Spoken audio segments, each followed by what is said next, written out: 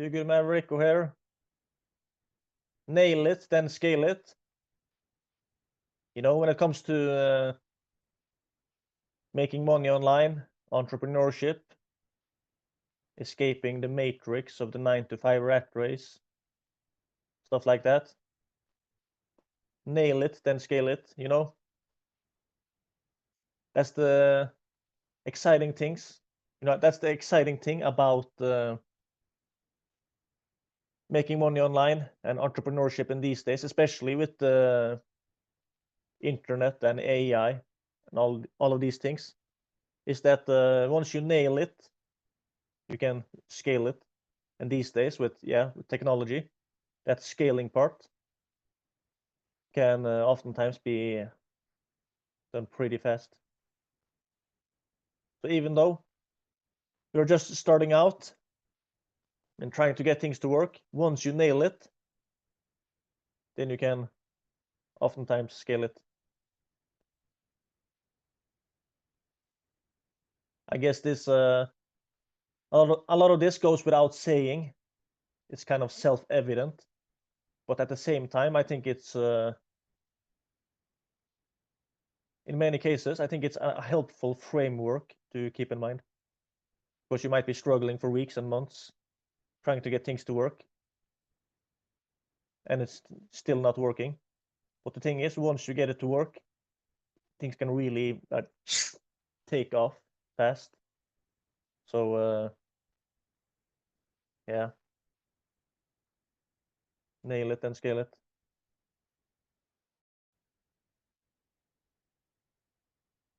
And these days, there's also many ways it can be done with little capital as well, which is exciting. You know, building a personal brand, posting content online, reaching out to people, trying to do some kind of joint ventures, or getting interviewed on other people's podcasts, or hosting events, virtual summits, stuff like that.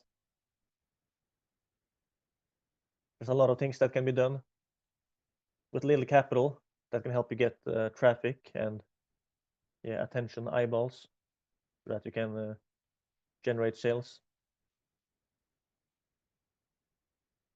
And once you nail it, you can scale it. And that's a thing. It's actually it actually seems to be a pretty common thing that a lot of people, once they get something to work, they don't nail it. They try to do something else. It's actually very common in amongst business people. Once something is working, instead of doubling down on it and doing more of it, scaling it, they're actually switching to something else. No, we need to do something better. Yeah, they need to do something better. And there you go. Weeks or months wasted away.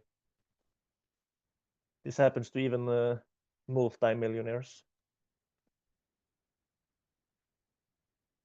Even though I'm not an expert at all, you know, I've heard people talk about these things. And you know, the old saying, the first million is the hardest. There's, you know, that saying is an old saying, and it's from back in the days when a million used to be a lot more money than it is these days. But still, I think there's a lot of truth to it. And in many cases as well, the first million is the hardest. But sometimes, maybe the first 100,000 is the hardest, or the first 10,000, or the first dollar. The first dollar is the hardest. Well, I don't think exactly, but in many ways, if you think if you think about it, getting to that first dollar, it's quite a milestone, because a lot of people that are wasting months, even multiple years, preparing to launch something and never getting around to launching, or wasting 2 years before they launch and then they launch when they could have launched on almost day one. Velocity to $1, you know, getting to that first dollar, getting that first sale. Like a Guy Kawasaki says, sales fixes everything. Or like Robert Kiyosaki said, when the shit hits the fan, you better start selling. There's a lot of truth to it. And when it comes to generating sales these days, I think there are mainly, yeah, there are multiple ways, but I think mainly if you think about it, you can reach out to people one-on-one, try to sell it that way. You can use paid ads. You can create content about it, but you can also get interviewed on other people's podcasts or other people's platforms, live and stuff. And the thing is, several of those can actually be done for free.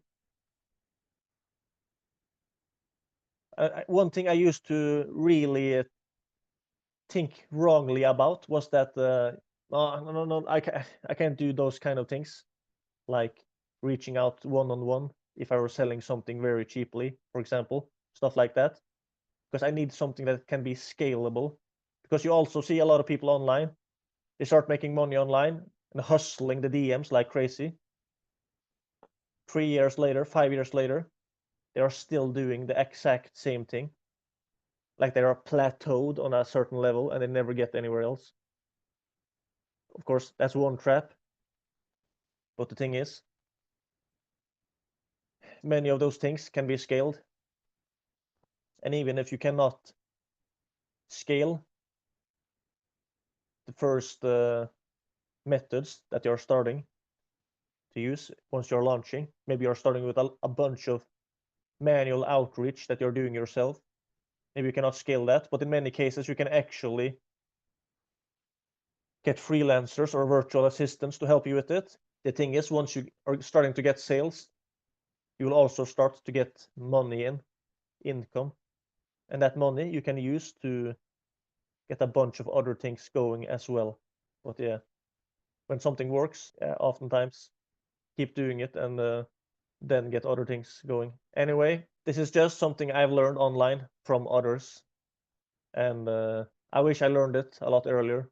So this might be of help for some people. And even though you feel you are far away from making it, maybe you have spent months without even getting one sale. Yeah, but the thing is, once you get that first sale, that's when things can really take off. Once you nail it, then you can scale it. So yeah, the dream of freedom is possible. So don't give up. And if you want to learn from people that have actually achieved things, real life success stories, you should check out my online education and community platform, where I'm interviewing a bunch of different people, like experts, founders, real life success stories. People that are building paid communities and making over $10,000 profit per month. People that are running podcasts and earning over $10,000 profit per month. A bunch of different things. You should go to terrific30.com. Terrific30, that's the online education and community platform that I'm building. My concept is basically that I'm interviewing 30 people on each specific thing, especially experts and real life success stories. All right, God bless.